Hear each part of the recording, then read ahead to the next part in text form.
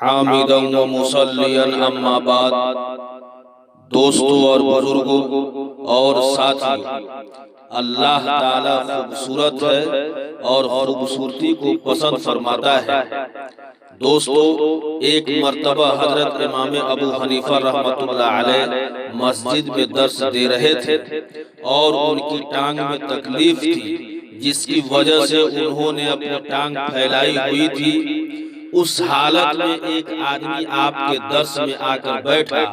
اس نے نہایت خوبصورت لباس پہنا ہوا تھا اور بہت اچھی خوشبو لگائی ہوئی تھی۔ امام صاحب نے اس کو دیکھ کر اپنی ٹانگ سمیٹ لی اور خود تکلیف برداشت کر لی اور شاگردوں سے فرمایا کہ اس شخص کو جگہ دے دو۔ درس کے بعد شاگردوں نے اپنے اپنے سوالات امام صاحب کو پیش کیے تو اس شخص نے سوال کی اجازت لے کر پوچھا کہ حضرت، مغرب کا وقت کب شروع ہوتا ہے؟ امام صاحب نے فرمایا جب غروب آفتاب ہو جاتا ہے۔ آدمی نے کہا، اچھا اگر رات ہو گئی اور غروب آفتاب نہ ہو تو کیا کرے؟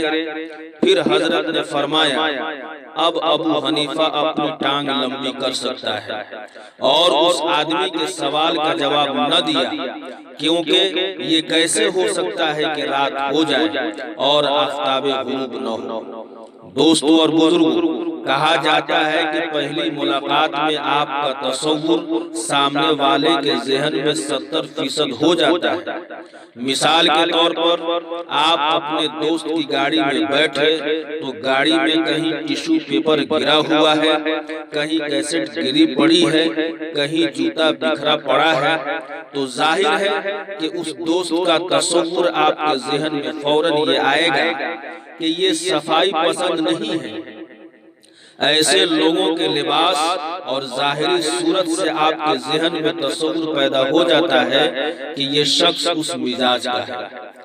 دوستو اور بزرگوں، حضور صلی اللہ علیہ وسلم بھی اسی بات کا خیال فرماتے تھے۔ آپ صلی اللہ علیہ وسلم کا ایک نہایت خوبصورت جبہ تھا، جسے جمعہ و عیدین کے دن زیب تن فرماتے تھے۔ ایک جبہ خاص لوگوں کے استقبال کے لیے پہنتے تھے، اپنی شکل و صورت کا اہتمام فرماتے تھے، خوشبو کا استعمال فرماتے اور پسند بھی فرماتے تھے۔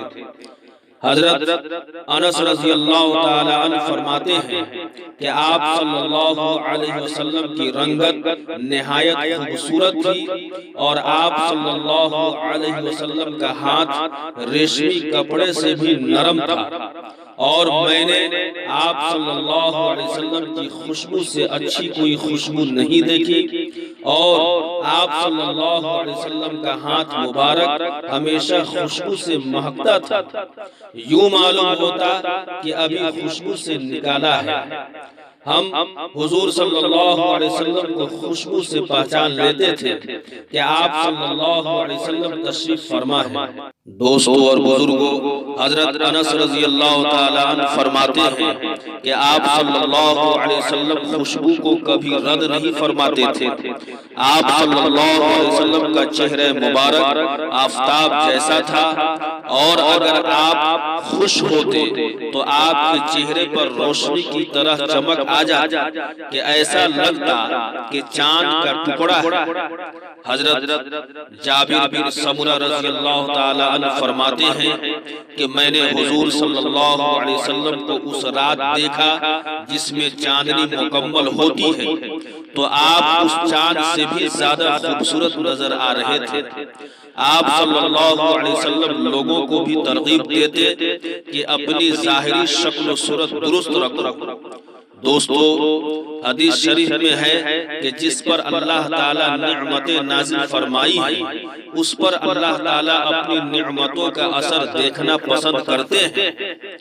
حضرت جابر رضی اللہ تعالیٰ عنہ فرماتے ہیں کہ ایک مرتبہ آپ صلی اللہ علیہ وسلم ہمارے گھر تشریف فرما ہوئے تو آپ صلی اللہ علیہ وسلم نے ایک آدمی دیکھا جس کے سر بال بکھرے ہوئے تھے، تو آپ صلی اللہ علیہ وسلم نے فرمایا، کیا اس کو کوئی ایسی چیز نہیں ملی جس سے اپنے بالوں کو درست رکھتا؟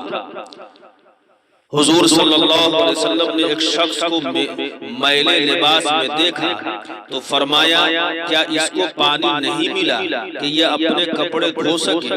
اور آپ صلی اللہ علیہ وسلم نے فرمایا جس کے سر کے بال ہوں تو وہ ان کی صفائی کا اہتمام کرے۔ اور آپ صلی اللہ علیہ وسلم ہمیشہ اچھی شکل و صورت، اچھی خوشبو اور اچھی شخصیت کی ترغیب فرماتے تھے کہ اللہ تعالیٰ خوبصورت ہے اور خوبصورتی کو پسند فرماتے ہیں۔ دوستو اور بزرگوں، اللہ تعالیٰ ہم سب کو اچھے طریقے سے، اچھے طور طریقے سے رہنے کی توفیق عطا فرمائے۔ وآخر دعوانا الحمدللہ رب العالمین۔